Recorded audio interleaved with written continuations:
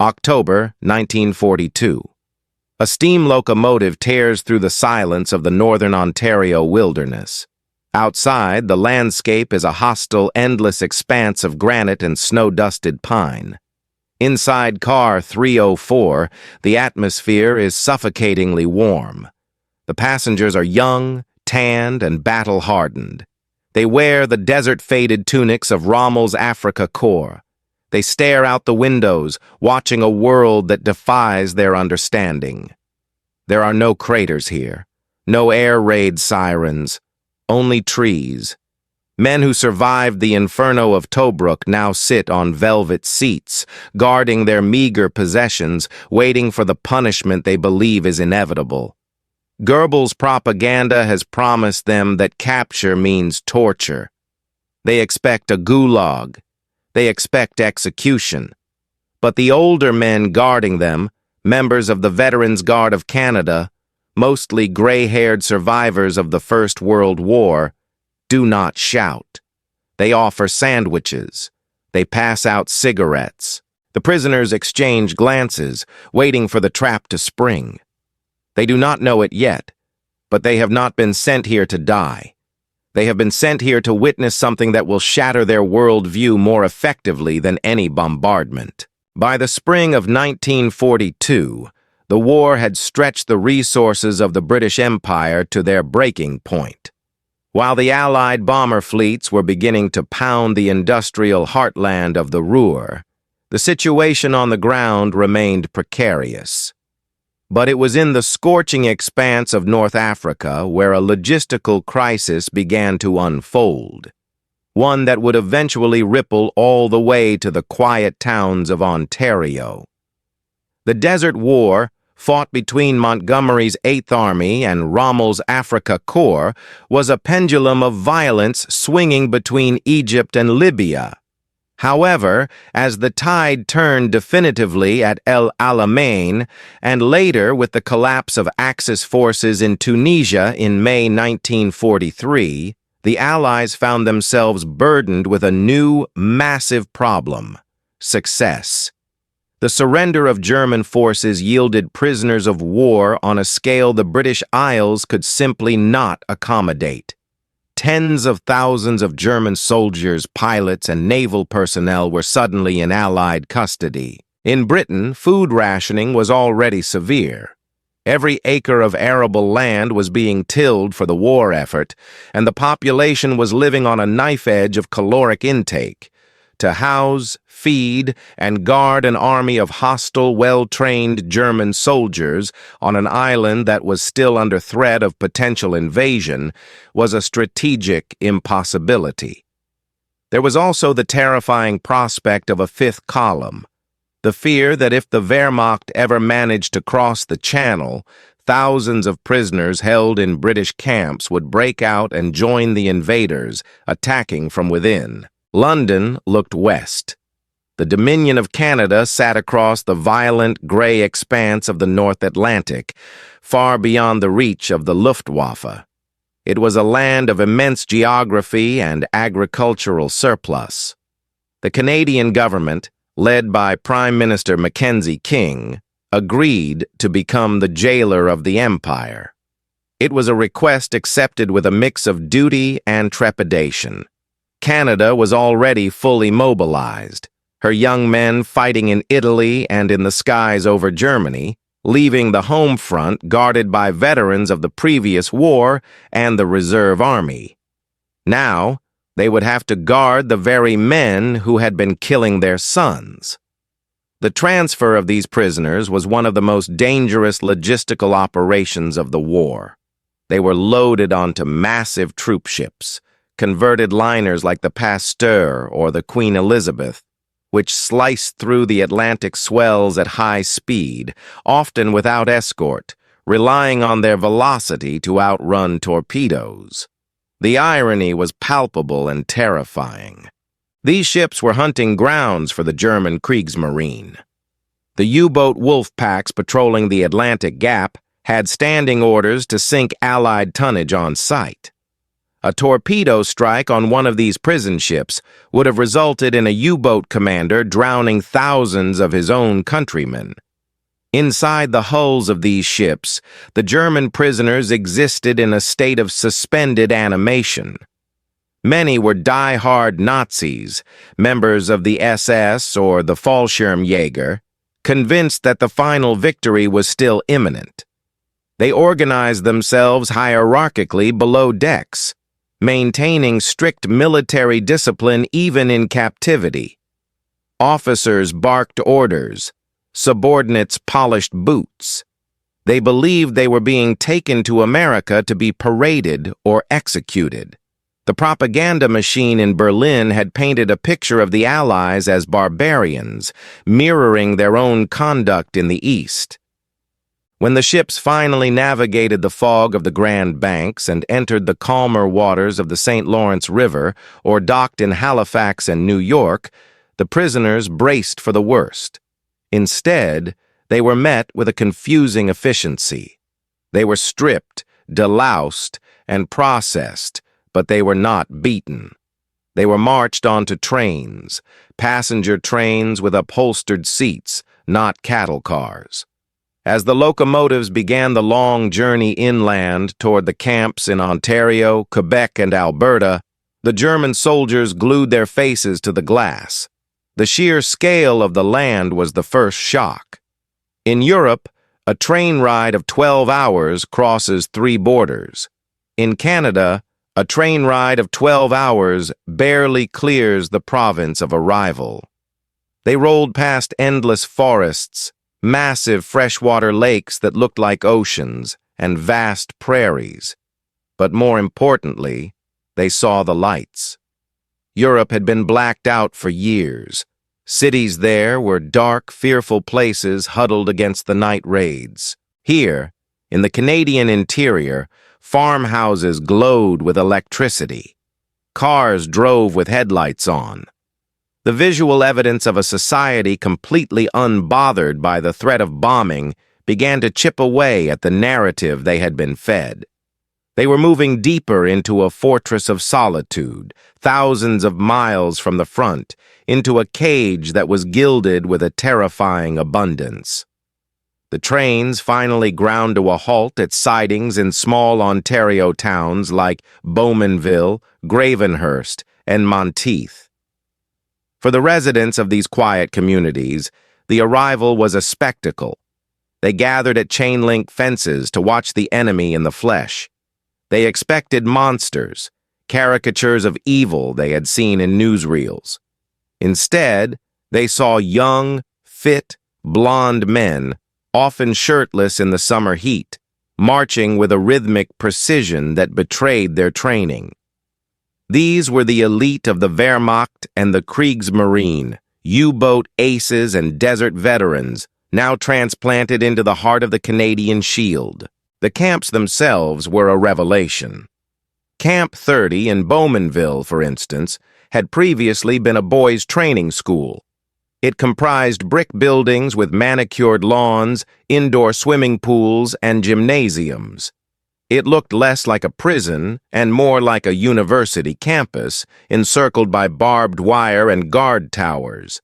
The men tasked with keeping them inside were the Veterans Guard of Canada. These were not the young shock troops of the invasion force.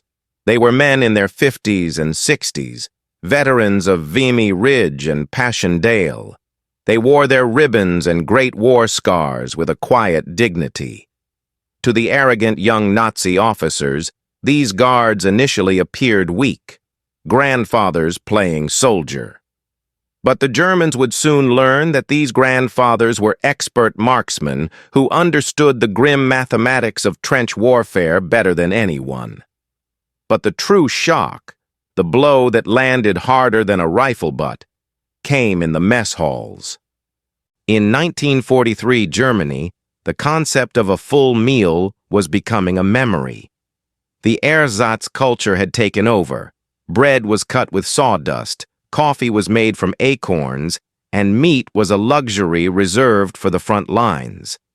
The propaganda ministry insisted that the rest of the world was suffering even more, that the Allied blockade had turned North America into a starving wasteland. The German prisoners marched into the Canadian dining halls to find tables groaning under the weight of unrationed abundance. There was white bread, soft, refined wheat bread, not the dense black bricks of the ration packs. There were slabs of butter, whole hams, roast beef, mountains of potatoes, and fresh milk. There was sugar, a commodity almost worth its weight in gold in Europe. For the first few days, many prisoners refused to eat.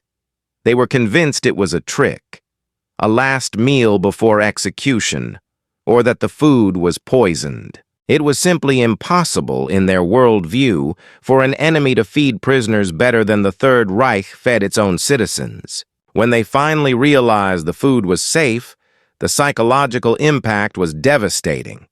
They were consuming the caloric surplus of a nation that hadn't even tightened its belt. Canada strictly adhered to the Geneva Convention of 1929, which stipulated that POWs must be fed the same rations as the depot troops of the holding power. Since Canadian soldiers ate well, the Nazis ate well. This was not merely an act of kindness, it was a calculated strategy of reciprocity. The Canadian government hoped that by treating German prisoners with impeccable standards, they could ensure decent treatment for the thousands of Canadians held in stalags across Germany. This gilded cage created a surreal dissonance. Inside the barracks, the war continued. Hardline Nazi officers maintained a grip of iron fear, setting up secret kangaroo courts to punish anyone who showed softness or gratitude toward the captors. They polished their medals, practiced drills, and plotted escapes. But every time they walked into the mess hall, every time they saw the guards casually discarding half-smoked cigarettes, the reality of their situation assaulted them. They were captives of a superpower that was drowning them in resources. They were prepared to die for the Führer, but they were not prepared to be guests of a nation so rich it could afford to be kind. The stage was set for a unique collision. The physical war was over for these men, stopped by the Atlantic Ocean and the barbed wire. But a new silent war was breaking out. A battle for the mind, fought not with artillery, but with the undeniable, crushing evidence of reality. To the Canadian civilians passing by on the country roads, the camps appeared to be models of tranquility, rows of neat huts, men playing soccer in the yard, smoke drifting lazily from the chimneys. But this visual calm was a facade. Inside the wire, the war had not ended. It had merely changed shape. The prisoners had recreated a microcosm of the Third Reich, a shadow state enforced with a discipline that was both impressive and terrifying. The camp hierarchy was rigid. Though the Canadians appointed their own camp spokesman, the real power often lay with the highest-ranking German officers, or, more insidiously, with the camp Gestapo, hardline loyalists who ensured ideological purity. In camps like Bowmanville, which housed officers, the atmosphere was electric with defiance. These men considered themselves soldiers on active duty. Their job was to disrupt the enemy, drain resources, and maintain readiness for the moment the Wehrmacht inevitably invaded North America to liberate them. They did not see themselves as prisoners. They saw themselves as a sleeper cell in waiting. This internal war turned violent in October 1942 during the infamous Battle of Bowmanville. The conflict began thousands of miles away at the Dieppe raid, where Allied orders regarding the binding of prisoners' hands fell into German possession. In retaliation, Hitler ordered the shackling of Canadian POWs in Germany. Churchill retaliated, ordering the shackling of German POWs in Canada. When the Veterans Guard attempted to handcuff the German officers at Bowmanville, the camp erupted. It wasn't a riot. It was a coordinated military defense. The prisoners barricaded the barracks, armed themselves with table legs, jagged glass, and rocks. They fought with the ferocity of men defending a bunker on the Eastern Front. For 3 days, the camp was a siege zone. The Canadians eventually had to bring in high-pressure fire hoses and tear gas to break the resistance. It was a stark reminder to the Canadian authorities. These were not broken men. They were highly motivated, dangerous, and organized. But the most brutal violence was reserved for their own. The greatest threat to a German prisoner wasn't a Canadian bullet, but a fellow prisoner's judgment. The camp Gestapo monitored mail, conversations, and attitudes. Any soldier who expressed doubt about the Endsieg, the final victory, or who appeared too friendly with the Canadian Guards, was labeled a traitor. There were honor courts, secret tribunals held in the dead of night in the latrines or darkened barracks. Men found guilty of defeatism were beaten, ostracized, or forced to commit suicide. In some camps, prisoners were found hanging in the morning, their deaths ruled as suicides by Canadian doctors who didn't see the pressure marks of coercion. This reign of terror was designed to insulate the prisoners from the reality outside the fence. The hardliners knew that if the common soldier started to like Canada, the Nazi ideology would crumble. They had to build a psychological wall to match the physical one, keeping the men angry, fanatical, and blind to the abundance surrounding them. While the Shadow Reich fortified itself inside the barracks, the Canadian and British authorities were devising a counter-strategy. They realized that trying to beat the Nazi ideology out of these men was futile.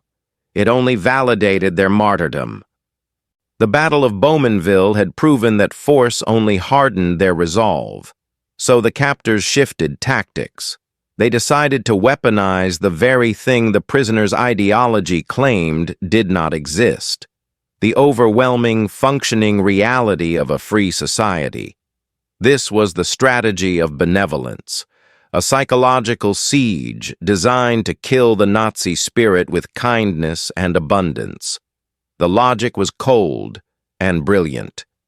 If the prisoners believed the Allies were weak, starving, and on the verge of collapse, then the most damaging thing the Canadians could do was simply show them the truth. They began to implement a subtle program of exposure. They allowed newspapers, uncensored local dailies, into the camps. They allowed the prisoners to work on local farms, not as slave labor, but as paid workers earning a small wage to buy beer and cigarettes. For the men who went out on these work details, the cognitive dissonance was immediate. They worked alongside Canadian farmers who drove tractors, not horses. They saw barns filled with machinery and granaries bursting with wheat. They saw the lack of fear in the eyes of the civilians. There were no Gestapo agents monitoring the harvest. The farmers often invited the prisoners for lunch, sitting them at the family table. Here, the German soldier, told he was a master of the world, found himself passing potatoes to a farmer's wife who treated him not with fear, but with a confusing mix of pity and hospitality.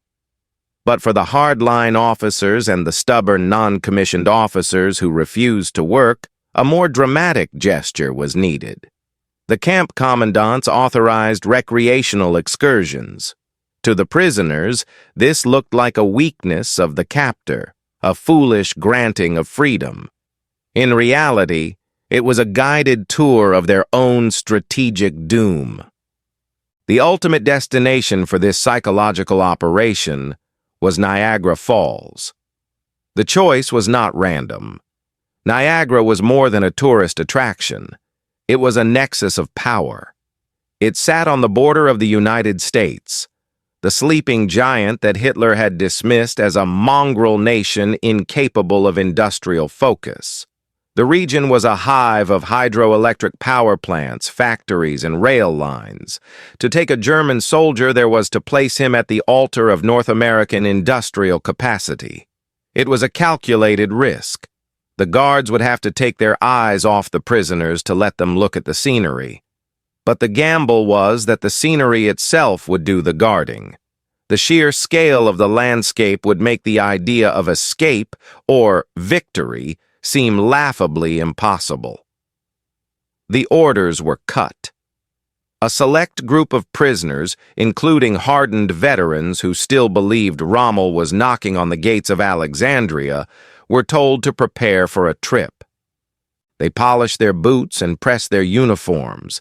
They believed they were going on a simple outing, a momentary reprieve from the boredom of the camp. They climbed onto the buses, smug in their perceived superiority, unaware that they were about to be driven straight into the heart of a reality that would dismantle everything they believed. The buses rolled out of the camp gates in a convoy, flanked by motorcycle outriders from the Ontario Provincial Police. Inside, the mood was initially light, bordering on arrogant. The German officers sat with straight backs, critiquing the driving, the uniforms of the guards, and the architecture of the farmhouses passing by.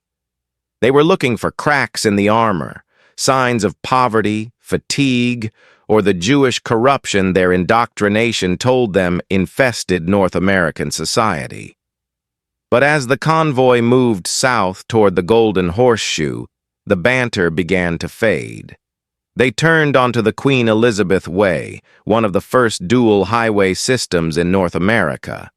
In Germany, the autobahns were marvels of engineering, but by 1943 they were empty, desolate ribbons, used only by military convoys and strafed regularly by Allied fighter bombers. Here, the highway was alive. The prisoners watched with wide eyes as civilian traffic passed them. Not military trucks, but sedans. Fords, Chevrolets, Buicks.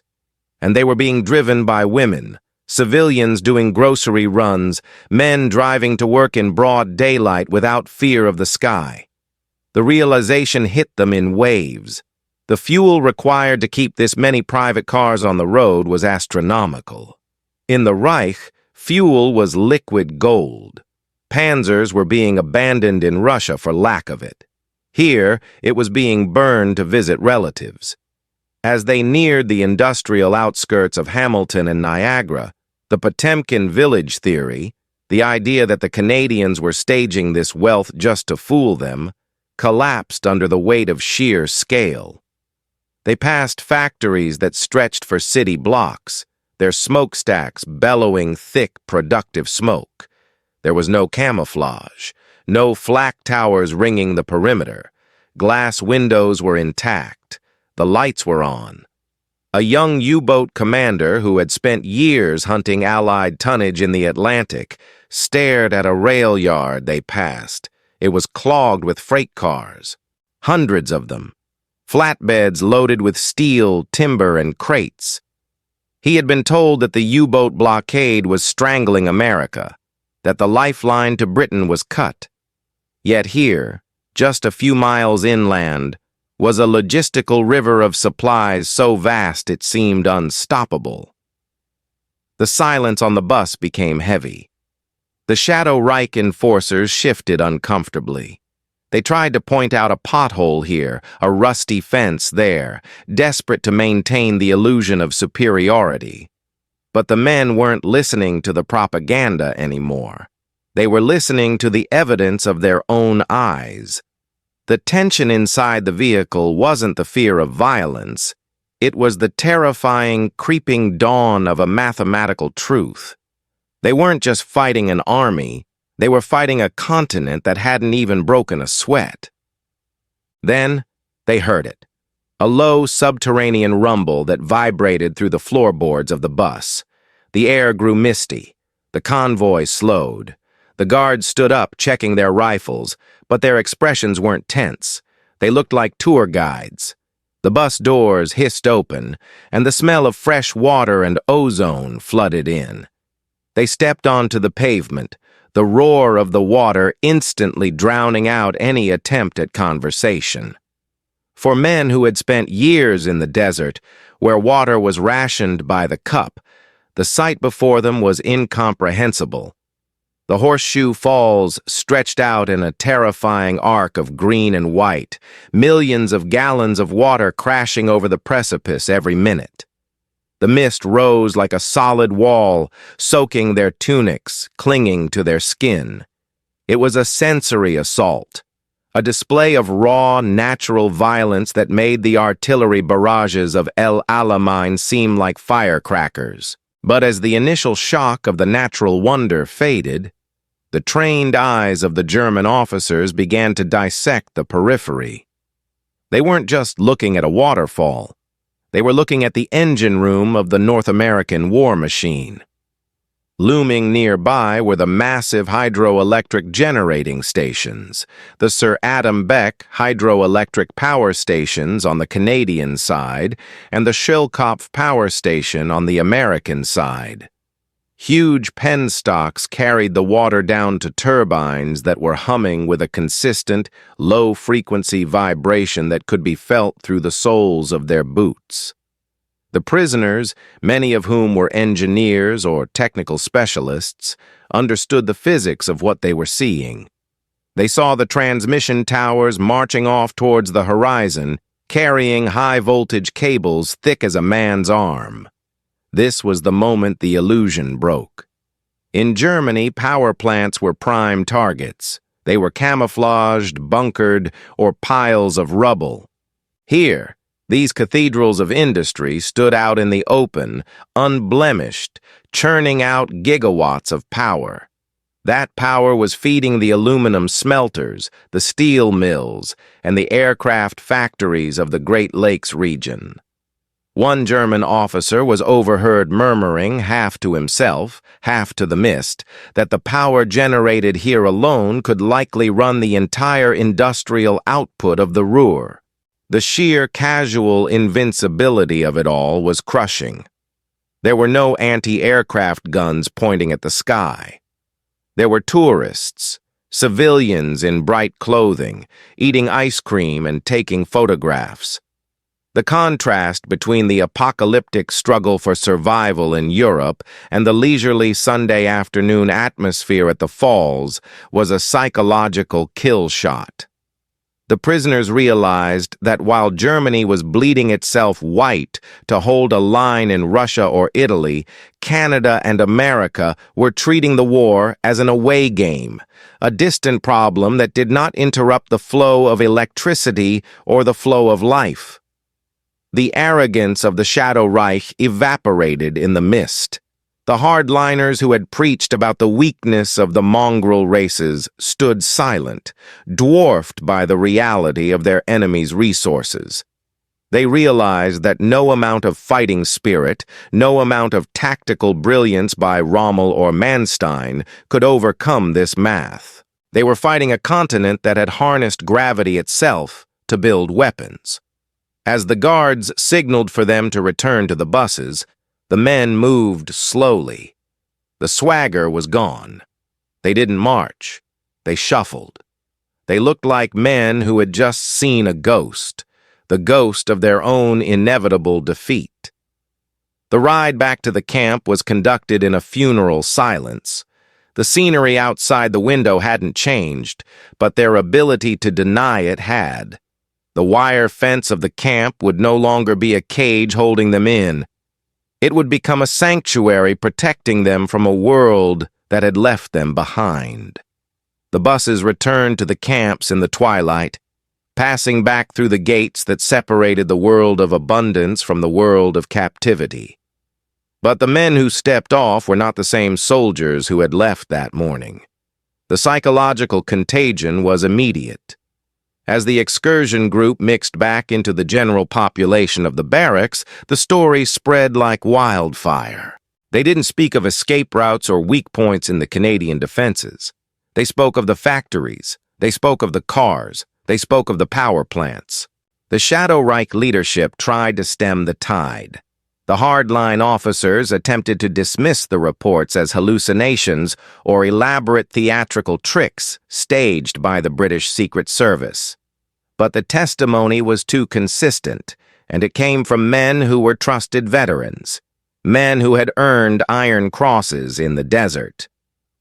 When a U-boat ace sat on his bunk and told his crew that the industrial capacity they had seen could not be defeated, the silence in the room was heavier than any political speech. The morale structure of the camp began to invert. The fear of the camp Gestapo was replaced by a creeping, fatalistic resignation. The internal discipline remained, boots were polished, beds were made, but the ideological fire was doused. The Endsieg, or final victory, became a bad joke. In the mail rooms, the censors noticed a shift in the tone of the letters leaving the camp. Soldiers wrote home to their wives and mothers in Hamburg or Dresden, slipping in coded references or sometimes blunt admissions. "We are living in a land of plenty," one wrote. "Do not worry about me. I am eating better than the general. The war is lost, but I am safe." The Canadian Guards noticed the change, too. The tension at the fence line dissipated. The number of escape attempts dropped. Why escape? To run away was to leave a heated barrack with 3 square meals a day, only to freeze in the Canadian winter, or, if successful, to somehow make it back to a Germany that was being pulverized by the very industrial might they had just witnessed. The strategy of benevolence had worked. The Canadians had not defeated the prisoners with hunger or brutality. They had defeated them with a bus ride. The camps transformed from prisons into holding patterns. The prisoners began to engage more deeply with their captors, not as enemies, but as hosts. They took courses in English. They organized orchestras and theater troupes. The violence of the Battle of Bowmanville seemed like a distant memory, a spasm of a dying organism. The German soldier had been neutralized not by a bullet, but by the undeniable crushing weight of a functioning economy. When the news of Germany's unconditional surrender arrived in May 1945, there was no cheering in the camps. There was no weeping either, just a quiet confirmation of what they had known since that day at the Falls. The Shadow Reich dissolved overnight. The insignia were ripped off uniforms. The portraits of Hitler were taken down and burned or hidden. The men were no longer soldiers of a dead empire. They were displaced persons in a foreign land. But the end of the war brought a strange twist. The Canadian government, facing a labor shortage in the booming post-war economy, asked the prisoners if they wanted to stay and work before repatriation. Thousands volunteered. They exchanged their gray uniforms for lumberjack flannels and farm overalls. They were sent into the deep bush of northern Ontario to cut pulpwood for the paper mills, or to the harvest fields of the prairies. They worked without guards, bound only by their word and the paycheck that was now accumulating in real currency. For 2 years, from 1945 to 1947, these men were essential gears in the Canadian economy. They built barns that still stand today. They cleared roads. They formed relationships with local families that transcended the bitterness of the war. In some towns, the prisoner became the hired hand, then the neighbor. When the order for repatriation finally came in 1947, the scenes at the train stations were bizarrely emotional. Canadian families came to wave goodbye to the men who had once been the enemy. The prisoners, now loaded with suitcases full of Canadian goods, nylon stockings for wives they hadn't seen in years, chocolate for children who had never tasted it, looked back at the landscape with longing. They were returning to a Germany that was a smoking ruin, a land of hunger and shame. They were leaving a land that had treated them better than their own leaders. The legacy of this gilded cage did not end on the docks of Hamburg. In the 1950s, a new wave of immigrants began to arrive in Canada. They were Germans, seeking a new life away from the rubble of Europe. Immigration officers were often surprised to find that these men already spoke English with a flat Ontario accent. They knew the geography. They knew the farming seasons. They were the former POWs, returning to the only place where they had found peace during the war. They bought the farms they had once worked on as prisoners. They became citizens, voters, and community leaders. The strategy of benevolence had secured a victory far more enduring than any military conquest. It had turned an army of enemies into a generation of citizens. War is often measured in ballistics. Tonnage dropped, rounds fired, ground taken. We study the generals who moved armies and the scientists who split the atom. But the story of the German POWs in Canada reveals a different kind of weapon, one that is rarely discussed in military academies: the weapon of reality. The Nazi regime was built on a fortress of lies, a carefully constructed mythology of invincibility and racial superiority that required total isolation to survive. It could withstand bombs. Bombs only proved they were under attack. It could withstand hunger. Hunger only proved they were martyrs. But it could not withstand a Sunday drive to Niagara Falls. It could not withstand the sight of a free people living without fear. It could not withstand the casual, overwhelming abundance of a democracy at work. The greatest defeat inflicted on these men didn't happen on the sands of North Africa or the beaches of Normandy. It happened in the quiet, thunderous spray of a waterfall, where the lie finally broke against the rocks of the truth. In the end, the most effective way to destroy an enemy was not to kill him, but to show him a world where he didn't need to fight.